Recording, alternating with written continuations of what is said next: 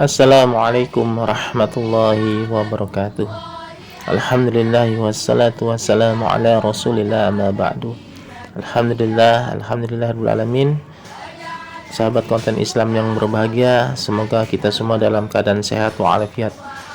Baik sahabat konten Islam yang berbahagia, di kali ini kita akan menyimak ceramah dari Ustadz Khalid Basalamah yang membahas tentang keutamaan ataupun pahala yang begitu besar bagi seorang azan ataupun muazin. Seperti apa tukang azan ataupun muazin yang menyerukan untuk sholat? Baik, kita simak saja video dari Ustadz Khalid Basalamah. Semoga Ustadz Khalid Basalamah dalam keadaan sehat walafiat. Baik, kita simak saja sahabatku.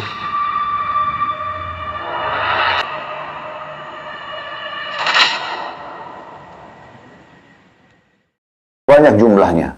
Anda mampu 20, 30, 100 ribu muadzin. Kalau perlu di kota itu Anda sendiri yang membiayai semua muadzin, itu sangat luar biasa. Anda mau lebih luas lagi, Anda punya jaringan di negara-negara Islam, ya, Anda kembangkan di salah satu program sosial di yayasan Anda atau program Anda pribadi, membiayai muadzin seluruh dunia. Mungkin Anda pilih di setiap negara satu muadzin, contoh, atau 2 atau 3 atau 5 muadzin Anda biayai. Maka Anda akan panen pahala semua orang yang sholat di tempat-tempat tersebut. Ini satu hal yang luar biasa, ya, yang perlu kita jadikan sebagai satu bahan renungan, ya, betapa besarnya pahala yang bisa kita dapatkan. Baik, ini faedah pertama, pentingnya menjadi muadzin dan bagaimana kita terlibat dalam kehidupan muadzin tersebut, ya. Dan umumnya subhanallah muadzin ini bukan orang mampu, ya, umumnya, ya. Sehingga sebenarnya sangat terbuka peluang bagi umat Islam untuk meraih pahala dari mereka. Pelajaran yang kedua yang bisa diambil adalah pentingnya menjawab muadzin. Kalau tadi menjadi muadzin, sekarang menjawab muadzin. Nah, kita sudah tahu, ya. Ucapkanlah seperti yang diucapkan. Maka penting sekali untuk menjawab muadzin. Dan ini menjadi inti bahasan kita. Bagaimana kita menjawab muadzin tersebut, dan sudah kami titik beratkan tadi, di 10 menit itu atau 7 menit atau berapa menit lah azan dikumandangkan, Anda fokus dengan seksama, betul-betul serius mengejar keutamaan. Kalau Anda ucapkan seperti muadzin tanpa terputus dari awal sampai akhir, ada jaminan surga. Pelajaran yang ketiga yang bisa diambil, setelah azan, maka Anda langsung sambung dengan salawat. Dan salawat ini yang paling afdal adalah salawat Ibrahim yang dibaca pada saat tahiyat. Jadi setelah Allahu Akbar, la ilaha illallah, langsung Anda baca Allahumma salli ala Muhammadin wa ala ali Muhammad kama sallaita ala Ibrahim wa ala ali Ibrahim innaka Hamidum Majid wa barik ala Muhammadin wa ala ali Muhammad kama barakta ala Ibrahim wa ala ali Ibrahim innaka Hamidum Majid. Anda baca salawat ini karena membaca salawat satu kali, kata Nabi SAW, akan memberikan atau akan mendatangkan 10 kebaikan, ya, yang Allah berikan karena salawat tersebut, ya. Atau Allah subhanahu wa ta'ala akan bersalawat padanya. Di antara maknanya luas sekali. Allah akan catatkan pahala, Allah akan penuhi hajatnya, Allah akan ampuni dosanya, Allah akan tinggikan derajatnya. Semua masuk dalam makna Allah bersalawat kepada orang yang salawat pada Nabi satu kali, diberikan salawat oleh Allah atau dari Allah 10 kali. Kemudian selanjutnya yang keempat, teman-teman sekalian, pentingnya faedah dari hadis ini, pentingnya seseorang setelah baca salawat, ya, itu juga meminta wasilah untuk Nabi SAW. Meminta wasilah untuk Nabi SAW. Tapi ini tentu digabung dengan doa sesudah azan, ya. Nanti akan kita bacakan hadis dalam bab ini setelah mengambil faedah hadis ini. Intinya Anda meminta wasilah. Nah, wasilah itu adalah sebuah istana, cuma satu buah istana yang paling leks, ya, premium sekali, ya. Ini yang paling istimewa. Tidak ada yang memiliki di surga seperti itu. Dan itu hanya dimiliki untuk satu orang hamba Allah saja pilihan. Maka Nabi SAW meminta kita semuanya umatnya agar meminta al-wasilah itu. Wasilah ini berarti maknanya sebagaimana dalam hadis ini adalah tempat di surga yang hanya diberikan oleh Allah SWT hanya untuk satu orang saja. Dan Nabi SAW berharap beliau penghuninya. Dan tentu beliau akan mendapatkan al-wasilah ini. Berapa juta, berapa miliar jumlah umat Islam yang mengamalkan ini. Dan akhirnya Nabi SAW mendapatkan keutamaan ini tentunya. Kemudian pelajaran yang kelima yang bisa diambil, bahwasanya di surga itu ada tingkatan-tingkatan, Ya, ada tingkatan-tingkatan, level-level ya. Dan ada level yang bisa kita selain nabi-nabi bersaing untuk meraihnya, sebagaimana firman Allah Subhanahu wa taala, wa fi dzalika falyatanafasil mutanafisun. Pada level-level surga itulah orang harus bersaing satu sama yang lain. Allah juga berfirman dalam surah Al-Baqarah, fastabiqul khairat, berlomba-lomba dalam berbuat kebaikan, karena memang itu akan memberikan derajat yang berbeda di surga ya. Makin giat Anda beribadah, makin semangat Anda melakukannya, makin besar keinginan Anda mengejar keutamanya, maka makin terbuka sekali peluang Anda mendapat derajat yang tinggi di surga. Dan saya yakin kalau kita sepakati teman-teman sekalian, kalau kita mempelajari buku dan membedah buku ini, sunnah-sunnah yang terlupakan, tujuannya untuk itu, salah satunya bagaimana sunnah-sunnah yang mungkin dianggap remeh oleh sebagian orang, nggak usahlah diamalkan karena tidak berdosa kok kalau tidak dikerjakan, kayak menjawab azan, kayak memakai siwak sebelumnya misalnya, kayak memaksimalkan sampai 3 kali kumur-kumur pada saat wudu dan istinsyak, masukkan air di hidung misalnya, di bab-bab yang sebelum sudah kita bahas. Semua itu teman-teman, banyak orang yang meninggalkan dan akhirnya yang mengerjakannya lebih tinggi derajat di surga. Oleh karena itu, jangan disia-siakan gitu ya. Ini poin sangat penting untuk kita garis bawahi. Kemudian teman-teman sekalian, pelajaran yang keenam yang bisa diambil ya, siapa yang meminta wasilah untuk Nabi SAW maka akan mendapatkan syafaat beliau. Berarti menandakan untuk kita sudah tidak ada peluang untuk masuk ke al-wasilah, karena itu hanya untuk satu orang saja. Ya, dan Nabi SAW sudah mengatakan, saya berharap saya pemiliknya. Dan memang beliau pemiliknya dengan izin Allah SWT, karena tidak mungkin dijadikan ini bagian daripada doa yang dibaca dan syariat dalam masuk dalam syariat Allah Subhanahu wa taala. Kita baca setiap kali habis azan, ati Muhammadanil wasilah wal fadilah, kita minta wasilah, kecuali memang karena itu sudah menjadi tempat Nabi Muhammad sallallahu alaihi wa ala alihi wa sahbihi wasallam. Nah, siapa yang mencoba membaca ini dan selalu makin sering dia baca, maka makin dekat dengan pertolongan Nabi SAW, maka dia masuk ke dalam surga. Dan tidak ada orang yang tidak berharap pertolongan Nabi di hari kiamat, sehingga amal baiknya lebih berat daripada dosanya dan hanya masuk ke dalam surga. Hadis nomor 2 di dalam poin B ini tentang masalah minta wasilah untuk Nabi SAW, dinukil lafaz azan, lafaz doa azannya, walaupun nanti di poin C lebih secara khusus lagi ya, ada tambahan gitu ya, doa yang dibaca pada saat azan, yaitu hadis Jabir bin Abdullah radhiyallahu anhuma. Kami juga mengatakan radhiyallahu anhuma, semoga mereka berdua diridhoi oleh Allah, karena Jabir dan ayahnya Abdullah dua-duanya sahabat yang mulia. Bahwa Rasulullah sallallahu alaihi wasallam bersabda, "Man qala hina yasma'u nida, Allahumma rabb hadhihi ad-da'wati at-tammah والصلاة القائمة آت محمدا الوسيلة والفضيلة وابعثه مقاما محمودا الذي وعدته حلت له شفاعتي يوم القيامة." Siapa saja yang ketika atau dalam kurung setelah mendengar azan dia membaca Allahumma rabba hadhihi da'wati tamma, ya Allah, Rabb pemilik panggilan yang sempurna ini, wassalatil qa'imah, dan salat yang akan ditegakkan, ati Muhammadanil wasilata wal fadilah, berikan dan karuniakanlah kepada Nabi Muhammad sallallahu alaihi wasallam al-wasilah, tadi istana tertinggi di surga, wal fadilah ya, dan kedudukan yang tinggi atau keutamaan, wab'athhu maqaman mahmudan alladhi wa'adta, dan bangkitkanlah beliau dalam tempat yang terpuji seperti yang telah engkau janjikan. Maka dia, kata Nabi SAW, kalau baca ini setelah azan, berhak untuk mendapatkan syafaat dariku pada hari kiamat. Hadis ini diriwayatkan Bukhari, Abu Daud, Tirmidzi, An-Nasai, dan juga Ibnu Majah. Dari hadis ini teman-teman sekalian, kita menyempurnakan bahasan kita tentang masalah azan, yaitu setelah kita jawab muadzin, kita kemudian seperti apa yang diucapkan, kecuali hayya 'alas shalah, hayya 'alal falah, kita baca la haula wala quwata illa billah.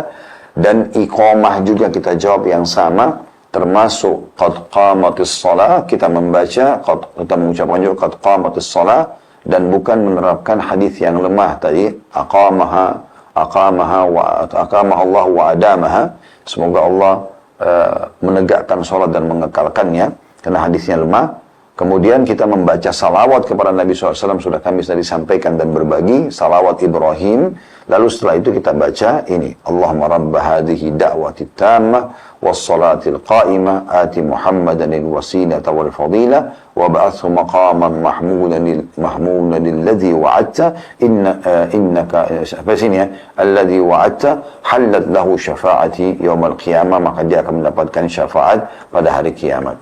Dari hadis ini kita ambil pelajaran yang pertama, adanya perintah agar setelah azan membaca salawat kepada Nabi SAW dan membaca doa. Kemudian yang kedua yang bisa kita ambil adalah adanya janji lagi dari Nabi SAW.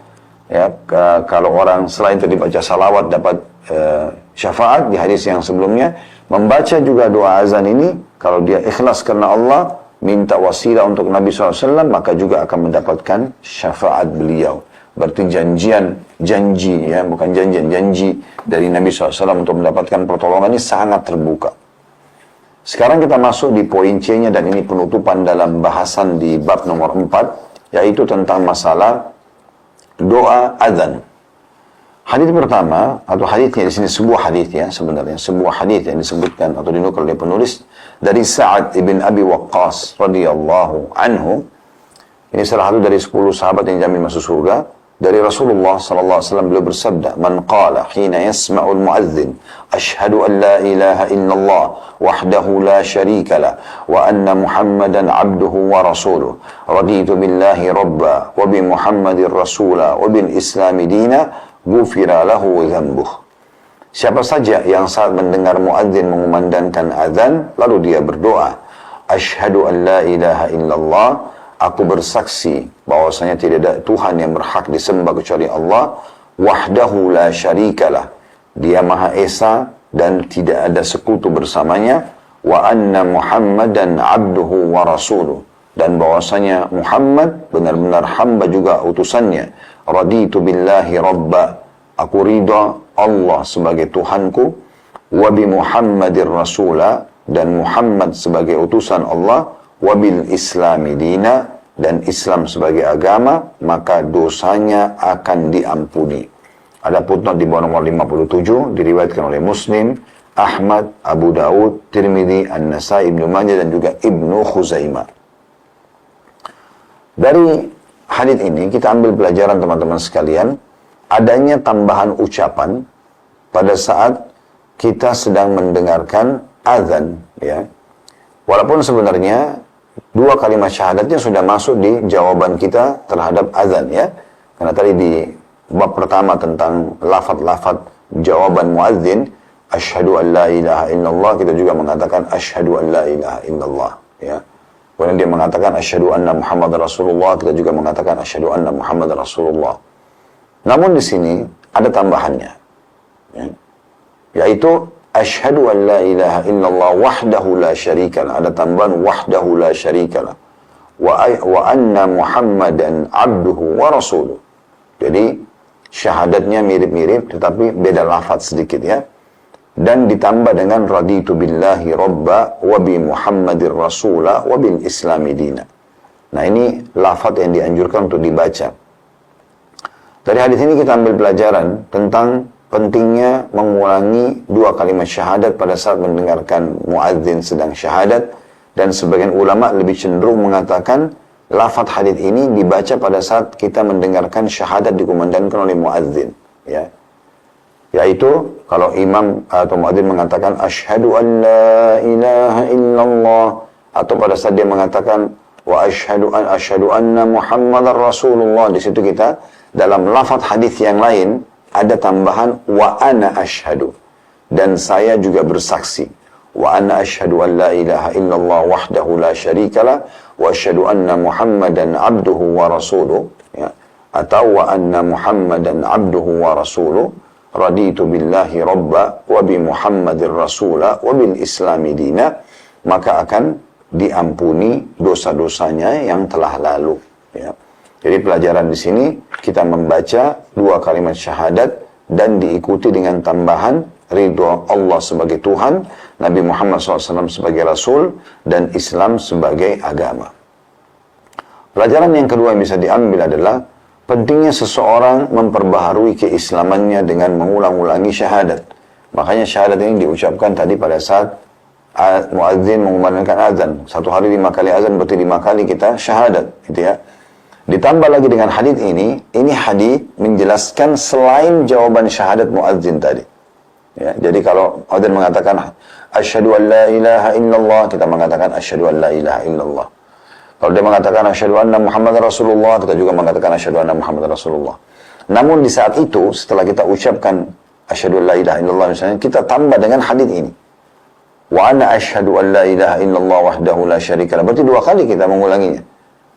Wa anna Muhammadan abduhu wa rasuluh, cuma ditambah raditu billahi rabba wa bi Muhammadir rasul bil islami dina. Maka di sini syahadatnya sampai 2 kali, ya.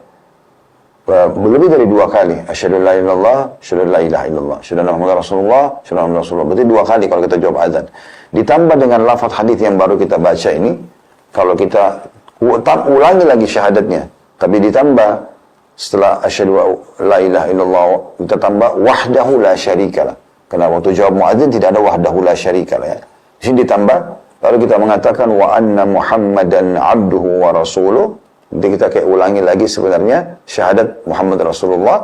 Kemudian kita tambah raditu billahi rabba wa bi Muhammadir rasul bil islami dina.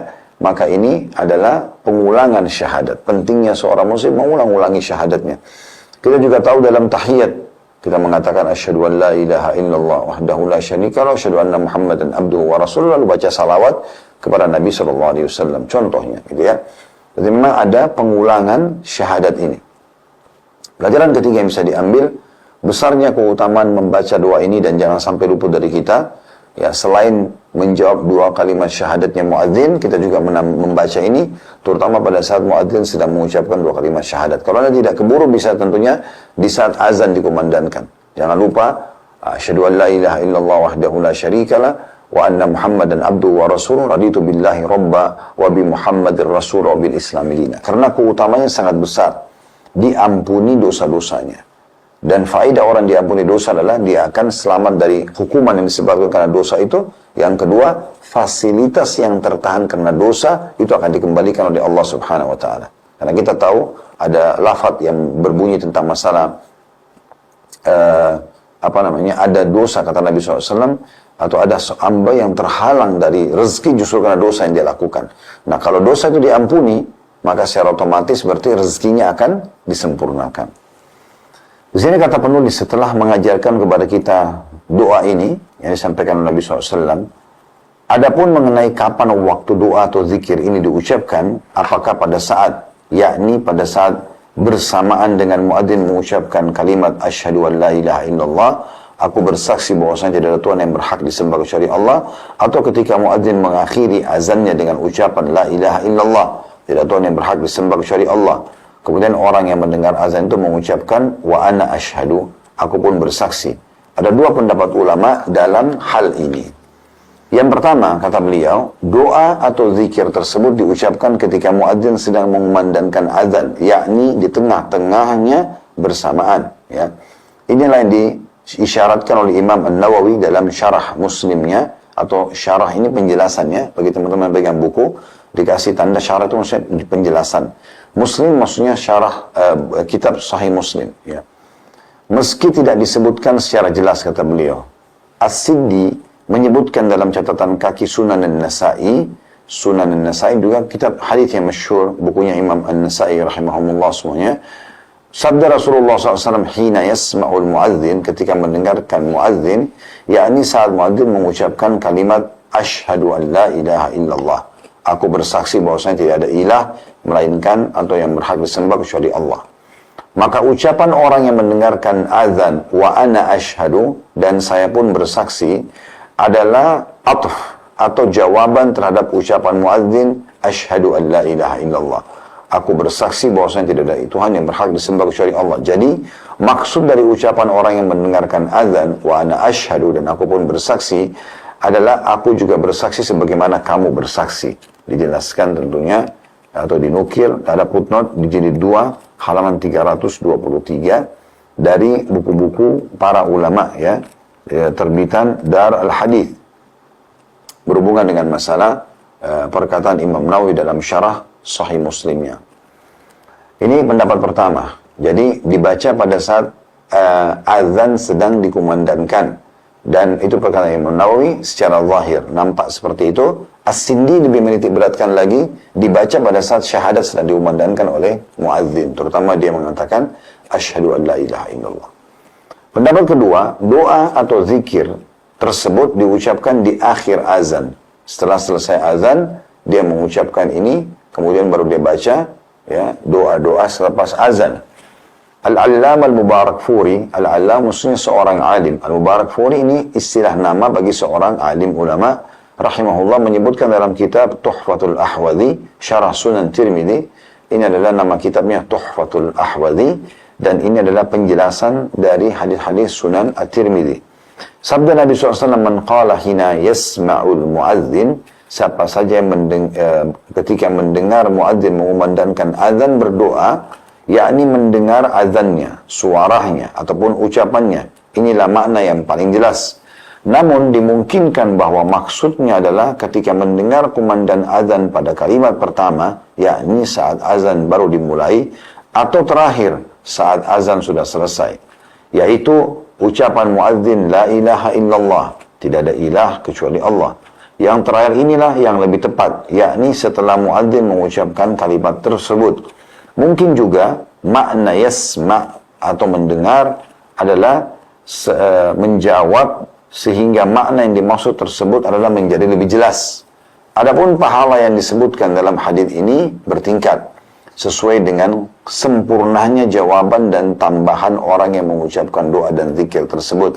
Di samping itu, doa atau ucapan doa atau zikir orang yang mendengar azan di tengah-tengah azan terkadang membuatnya terlewat untuk menjawab kalimat azan berikutnya yang dikumandangkan muadzin. Demikian yang dijelaskan di kitab Al-Mirqat, ya, di jilid 1 halaman 548. Intinya sebenarnya teman-teman sekalian, kalau ada perbedaan pendapat ulama tentang sebuah hukum dari sebuah dalil, hadis atau ayat Al-Quran, ini memudahkan kita sebagai umat untuk memilihnya.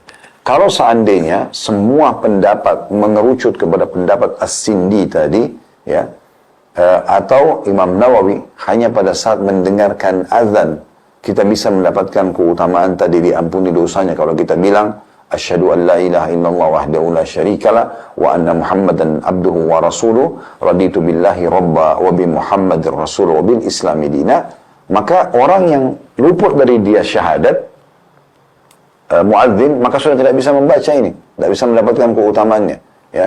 Atau sudah lewat azan, sudah selesai muadzin la ilaha illallah, kita baru melihat atau sadar ini habis azan. Jadi kita sudah luput, sudah tidak bisa lagi mendapatkan keutamaan tersebut. Itu dalam pendapat An-Nawawi dan juga As-Sindi. Namun Al-Mubarakfuri lebih luas lagi mengatakan tidak, ini setelah azan selesai. Maknanya setelah muadzin selesai, kalau Anda tidak sempat membaca tadi pada saat muadzin sedang mengumandangkan azan, Anda masih bisa membaca setelah azan, ya. Kalau kita lebarkan ini, misal contoh, Anda tidak sempat membaca Allah Akbar, asyhadu la ilaha illallah, asyhadu anna Rasulullah, misal, Anda terlalaikan, sempat jawab telepon, Anda terlupakan, terus tiba-tiba Anda sudah di la ilaha illallah, sudah azan terakhir, atau pas sudah selesai, muadzin ucapkan azan. Anda tidak mau kehilangan keutamaan, Anda mengatakan Allah Akbar, asyhadu la ilaha illallah, asyhadu anna Rasulullah, la haula wala quwwata illa billah, dengan niat untuk mengikuti jawab muadzin tadi, asal tidak terlalu jauh waktunya, gitu ya.